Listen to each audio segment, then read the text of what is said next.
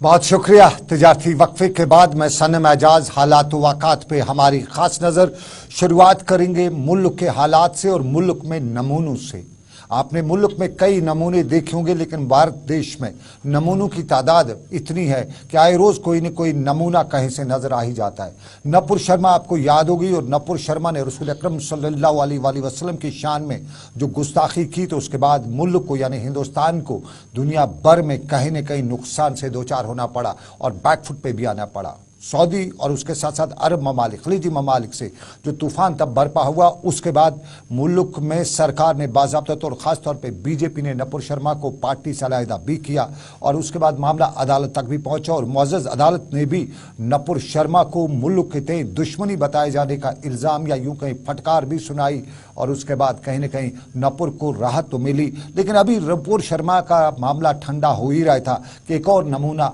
मुल्क के तेलंगाना शहर से नमूदार हुआ है। नाम इसका राजा सिंह, और राजा सिंह नमूना वो है कि इन्होंने एक गाने वाले एक कॉमेडियन मुनव्वर फारूकी के शो के बाद एक बार फिर रसूल अकरम सल्लल्लाहु अलैहि वसल्लम की शान में गुस्ताखी की जुर्रत की और इस गुस्ताखी के दौरान उन्होंने जो कुछ भी नाज़िबा अल्फाज इस्तेमाल किए, उससे एक बार फिर मुल्क में इन नमूनों के खिलाफ गम गुस्सा दौड़ उठा है। ख़ास तौर पे 20 से 25 करोड़ के मुसलमान और आबादी वाले मुसलमान नपुर शर्मा और बीजेपी के मामलात के बाद अब राजा यानी राजा सिंह जो बीजेपी के एमएलए भी है तेलंगाना से, उनके खिलाफ गम गुस्से का इजहार कर रहे हैं। और नपुर शर्मा के बाद राजा सिंह ने जो कुछ भी बताया उस पर गम गुस्से के दौरान अगरचे सरकार ने बाज़ाब्ता तौर पे राजा सिंह के खिलाफ एफआईआर दर्ज करके उन्हें गिरफ्तार भी किया है, उन्हें बीजेपी ने अपनी पार्टी से मुअत्तल भी किया है, तहाँ मुसलमानों में गम गुस्सा है। और मुसलमानों के बड़े लीडर जो तेलंगाना से जिनका ताल्लुक है असुद्दीन ओवैसी, उन्होंने आज बीजेपी पर इल्ज़ाम आयद करते हुए बताया कि बीजेपी मुसलमानों के खिलाफ नफरत फैला रही है और नपुर शर्मा के मामले पर माफ़ी मांगने वाली बीजेपी ने एक बार फिर नफरत के बीज बोए हैं। असुद्दीन ओवैसी को सुनते हैं। शर्मा ने प्रॉफेट मोहम्मद सल्लल्लाहु अलैहि वसल्लम के बारे में अनाप शनाप बकने की कोशिश की। उसके बाद एक भाजपा के विधायक ने इस तरह अनाप शनाप बका है, तो ये डिलिबरेट अटेम्प्ट है। इससे एक बात साफ जाहिर होती है कि भारतीय जनता पार्टी प्रॉफेट मोहम्मद सल्लल्लाहु अलैहि वसल्लम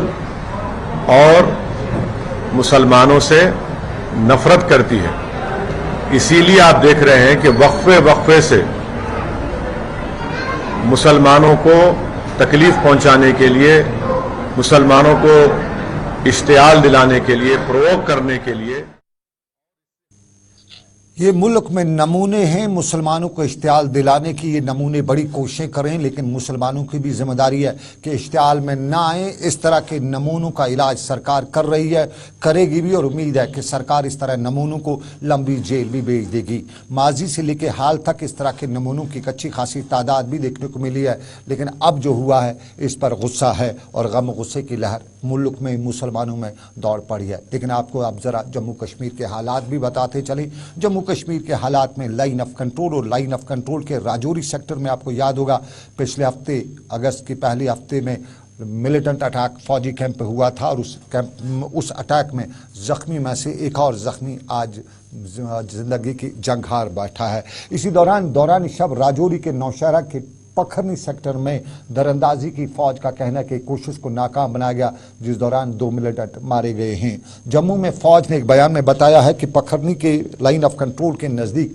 दौरान शब फौज को मशकूक नक्ल हरकत दिखाई दी और उसके बाद यहाँ पर फायरिंग हुई। दरअंदाजों को ललकारा भी गया था, हम जब वो बाज नहीं आए तो फायरिंग, और इस फायरिंग के वाक़े में 2 मारे गए हैं और उनकी लाशें सरहदी बाड़ के करीब पड़ी हुई हैं। बताया जाता है कि लाशों को निकालने की कोशिश की जा रही है और फौज के क्वाडकॉप्टर सर्विस के ज़रिए ये देखा गया है कि वहाँ 2 लाशें देखी जा रही हैं। हुकाम के मुताबिक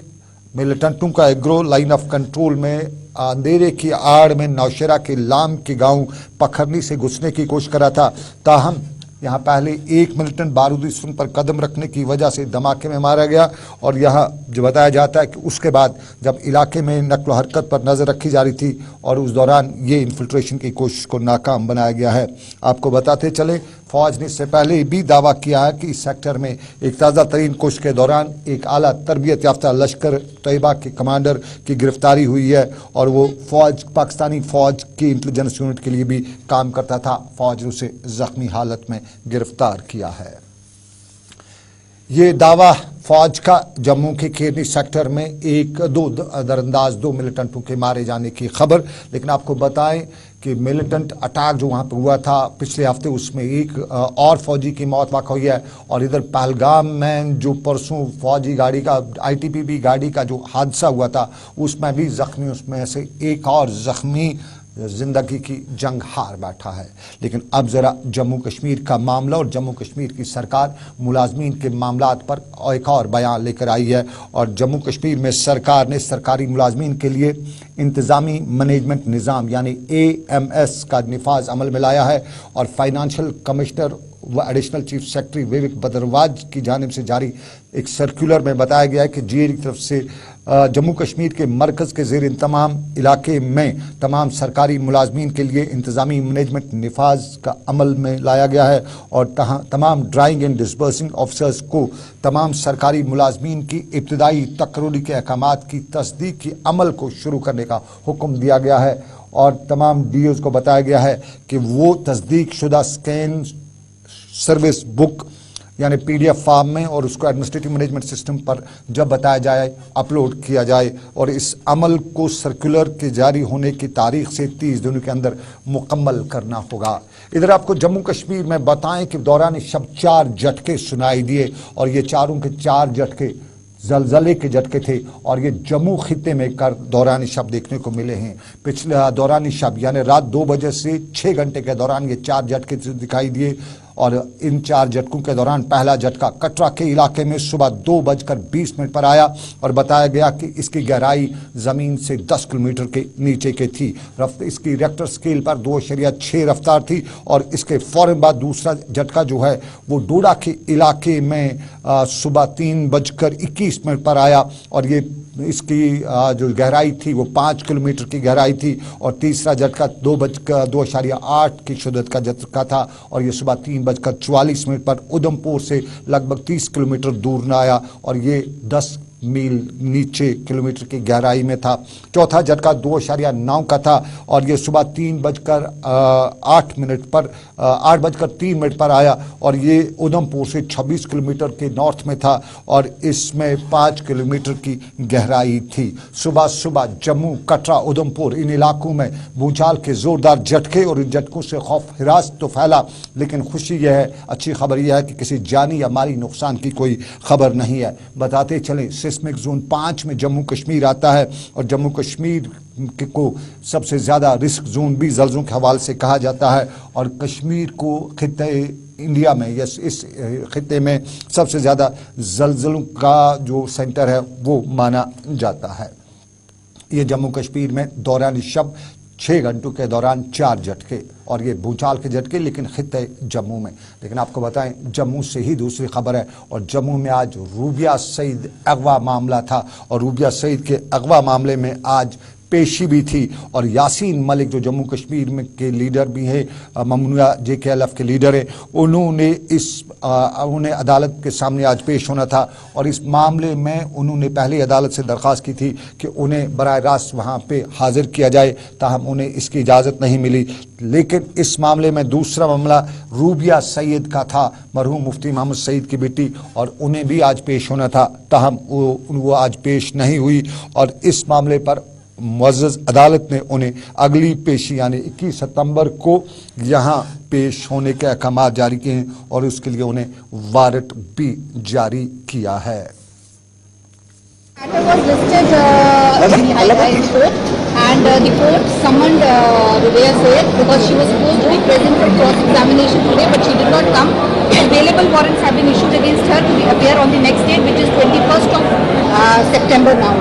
And again the same thing, Yasin Malik refused that he will not cross-examine unless he is produced in court for physical cross-examination. And finally today the court again asked him that we will give you legal aid, we will give you a amicus curiae, but he refused categorically and he said I want to.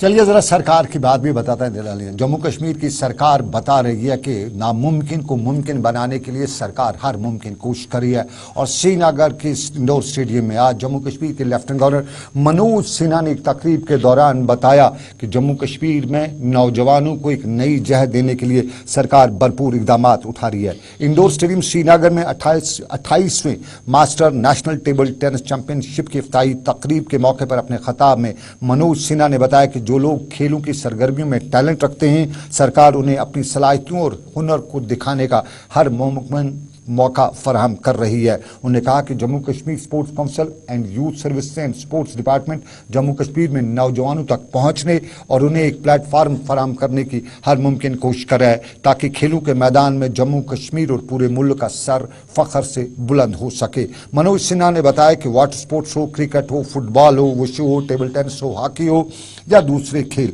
बेहतर coaching और खेलों का बेहतर infrastructure फराहम करने की सरकार कोशिश करी है ताकि खेलों के खिलाड़ियों को हर किस्म की सहूलियात मैसर रखी जा सकें। उन्होंने जम्मू कश्मीर स्पोर्ट्स काउंसिल के ताउन से श्रीनगर में नेशनल टेनिस चैंपियनशिप मुनक्कद कराने और जम्मू कश्मीर के नौजवानों के शोबे में अपनी महारत और साहलियत का मुजाहरा करने के लिए एक प्लेटफॉर्म फराहम करने पर शुक्रिया भी मुतलका महकमे का अदा किया। और उन्होंने बताया कि J&K sports council and youth service and sports की कोशिश से जम्मू कश्मीर के 5000 से जायद हाई स्कूल स्कूलों में इस टेबल टेनिस चैंपियनशिप का इनेकाद भी किया जा रहा है। मनोज सिन्हा खताब के साथ मीडिया से यहाँ बात कर रहे थे। आप देखें पूरा भारत आज यहाँ दिखाई पड़ रहा है। तो आज टेबल टेनिस की 28वीं राष्ट्रीय चैंपियनशिप यहाँ हो रही है और आपने देखा कि 80 साल के ऊपर के भी तमाम खिलाड़ी देश से आए हुए हैं। ऐसे 13 आयोजन जम्मू कश्मीर स्पोर्ट्स काउंसिल और स्पोर्ट्स डिपार्टमेंट करने जा रहा है। स्वाभाविक रूप से पिछले 2-3 वर्षों में हमारे अनेक युवा खिलाड़ियों ने जम्मू कश्मीर का नाम देश में और अंतर्राष्ट्रीय स्तर पर रोशन किया है। मैं समझता हूं कि इन प्रतियोगिताओं के कारण आने वाले समय में ऐसे और भी हमारे खिलाड़ी जम्मू कश्मीर का नाम पूरे।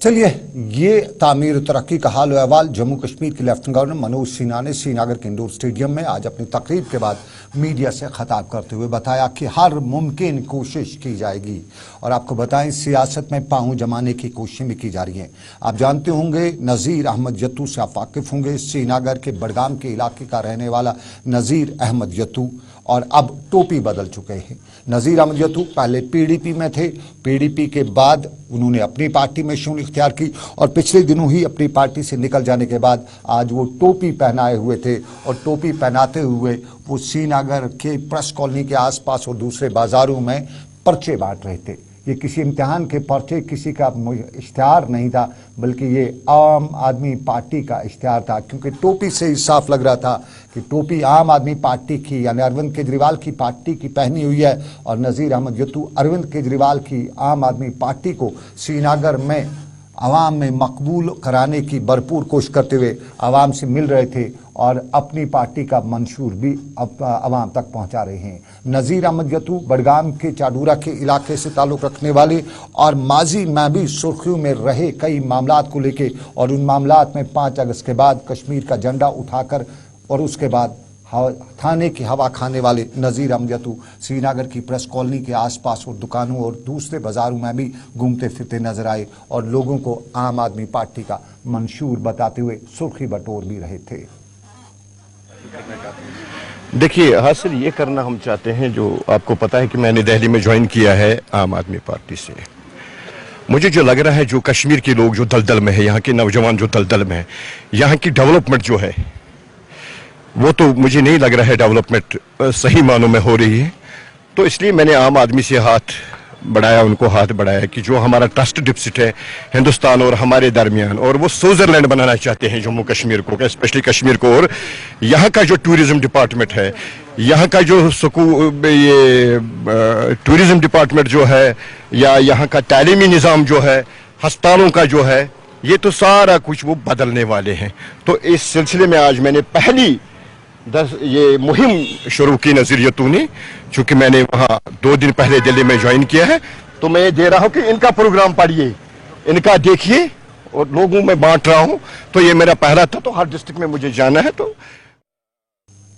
आम आदमी पार्टी का क्या है प्रोग्राम, क्या है मंशूर, श्रीनगर की सड़कों पर नज़ीर अहमद यतू अवाम को बाखबर करते हुए बता रहे थे कि अगर बेखबर हैं तो सुनिए और समझिए। आम आदमी पार्टी मुल्क से लेके जम्मू कश्मीर तक एक नई सियासत जो शुरू कर रखी है, उसमें नज़ीर यतू भी अपना रोल अदा करने वाले हैं। लेकिन आपको बताएं, सियासत और सियासी महाज पर सरकारें और सरकारी नुमाइंदे अक्सर दावा करते रहते हैं कि हमारे यहाँ बहुत विकास हुआ है, और इसी विकास के पस मंज़र में कई बार लोग हमसे मिलते हैं तो ये समझते हुए कि हम उनकी बात सरकार तक पहुंचा ही देंगे, तो हमसे पहला सवाल यही पूछा जाता है कि सरकार तो बताती है विकास कहाँ है, तो विकास बताइए वो कहाँ पे है, ज़रा कभी दिखा दीजिए, किसी अखबार में किसी टीवी में ही इश्तिहार देके वो तस्वीर दिखाइए कि वो विकास कहाँ है। श्रीनगर की फ्रूट मंडी के आसपास के इलाके के लोग भी बता रहे हैं कि एशिया की सबसे बड़ी फ्रूट मंडी माने जाने वाली श्रीनगर की फ्रूट मंडी में अगर विकास है तो वो कहाँ पे है, क्योंकि फ्रूट मंडी में जाने के लिए रास्ता भी नहीं है।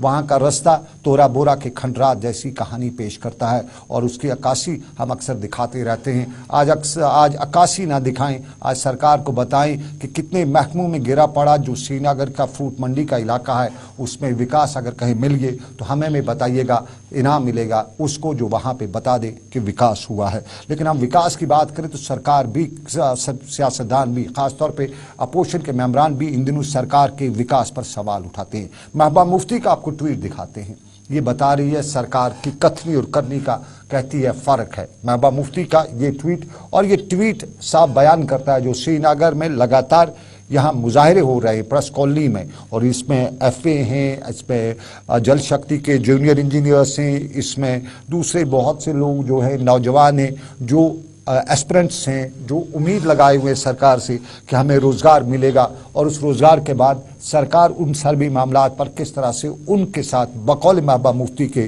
जो करप्शन के दावे सरकार कर रही है, उसके बाद भी क्या कुछ हो रहा है वो तस्वीर, उसकी अक्कासी महबूबा मुफ्ती अपने ट्वीट में करी है। लेकिन आम आदमी पार्टी ने इस पर आज श्रीनगर में प्रेस कॉन्फ्रेंस भी दी, और आम आदमी पार्टी ने इस पर अपनी प्रेस कॉन्फ्रेंस देते हुए बताया कि श्रीनगर की नौजवानों की बात कोई क्यों नहीं सुन रहा है। श्रीनगर की प्रेस कॉलोनी में ये नौजवान पिछले कई दिनों से मुजाहरा कर रहे हुए हैं, धरना दिए हुए हैं। आए रोज़ नौजवान सरकार से बात करते हुए बताते हैं कि सरकार उनके मामलात को सुन क्यों नहीं रही है, समझ क्यों नहीं रही है। और आम आदमी पार्टी ने श्रीनगर में आज प्रेस कॉन्फ्रेंस के दौरान भी सरकार को बताया कि सुनिए सरकार, शहर में और भी मामलात हैं, सियासत तो एक तरफ, लेकिन मामला आवाम का है, और आवाम के इन मामलात में, नौजवानों के इन मामलात में कहीं न कहीं सरकार को सुनना समझना पड़ेगा।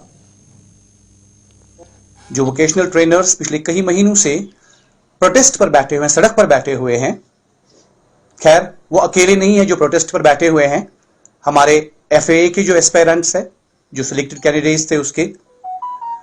और हमारे मनरेगा के वर्कर्स है, हमारे डेली वेजर्स है, सारे लोग जो है, हमारे PhD स्कॉलर्स जो कंट्रैक्चुअल जॉब कर रहे थे, वो सारे लोग प्रोटेस्ट पे हैं। एक कियोस, एक कंफ्यूजन पिछले कई महीनों से बना हुआ है एम्प्लॉयमेंट सेक्टर के इर्द गिर्द, और हुकूमत की तरफ से कोई भी कोशिश नहीं की गई, कोई भी एश्योरेंस नहीं दी गई ताकि ये कियोस और कंफ्यूजन जो है ये दूर हो जाए। चाहे हम किसी भी सेक्टर की बात करें, यहां एडमिनिस्ट्रेशन, हुकूमत, ये श्रीनगर में आम आदमी पार्टी के लीडरान की सरकार से गुजारिश भी, प्रेस कॉन्फ्रेंस भी, और गुजारिश और प्रेस कॉन्फ्रेंस के दौरान बताया गया कि नौजवान हैं तो कौम है, और नौजवान अगर बेरोज़गार है तो कौम के लिए परेशानी की बात है। लेकिन आपको नाज़रीन अब ज़रा बताएं अपने पुलिस का भी मामला, और पुलिस ने सुंबल के इलाके से दौरान शब 2 ट्रक जब्त किए हैं, 9 अफराद को, 2 लोड कैरियर जब्त किए हैं, 9 अफराद की गिरफ्तारी भी अमल में लाई गई है, और ये गुलाबवारी सुंबल बांडीपोरा के गुलाबवारी इलाके में अंजाम दी गई है। बताया जाता है कि लकड़ी स्मगल हो रही थी, और इसी स्मगलिंग के इल्ज़ाम की खबर मिलते ही पुलिस ने नाका लगाया, और नाके के दौरान चोरी से गैर कानूनी तौर पे काटे गए दरख्तों को रंगे हाथों जब्त किया, गिरफ्तार किया, 9 लोगों को गिरफ्तार भी किया। ये स्मगलिंग हो, डिफॉरेस्टेशन का मामला हो, या ये ड्रग पैडलिंग का मसला हो, बांग वगैरह इसकी काश्त हो, जिस तरह दिन ब दिन कंट्रोल किया जा रहा है इन कामों पर, कदगन लगाई जा रही है पुलिस की तरफ से, इट इज क्वाइट अप्रिशिएबल। आज जो ये वहाँ नाइट के साइड में कुछ स्मगलर्स पकड़े गए हैं, रंगे हाथों पकड़े गए हैं, तो अब कानूनी कार्रवाई, तो they have been arrested by the Sundar police. तो हम सारे यहाँ लोग खुश हैं कि इसकी तह तक पुलिस को जाना चाहिए, कौन लोग इसके। बांडीपोरा के सुंबुल के इलाके में पुलिस ने 2 गाड़ियों को, 2 मोटर लोड कैरियर्स को जब्त भी किया, लकड़ी समेत जब्त किया। हम बांडीपोरा की खबर करें, और बांडीपोरा की खबर करने के साथ साथ हम सरकार का हेल्थ डिपार्टमेंट का, डायरेक्टरेट ऑफ हेल्थ सर्विस का एक दावा आपको दिखाते हैं, और यह है चंदगीरा बांडीपोरा का NTPHC।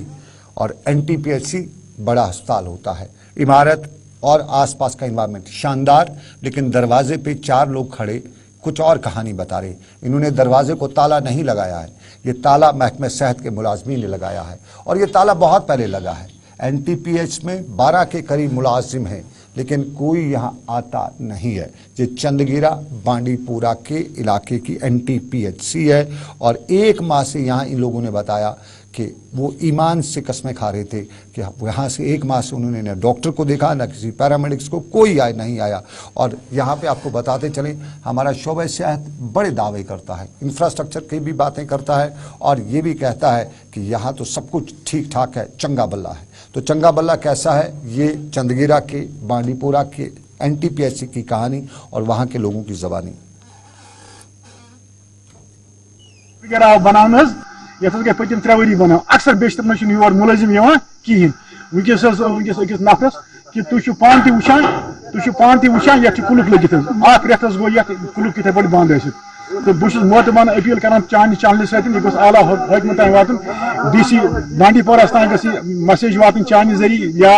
हायर अथॉरिटी तक BMO हाजी सबस तक फोन तमिस टस के मस कर कहें दिन कर मगर पे कम गई कहें हस्पताल जबरदस्त जरूरत आसान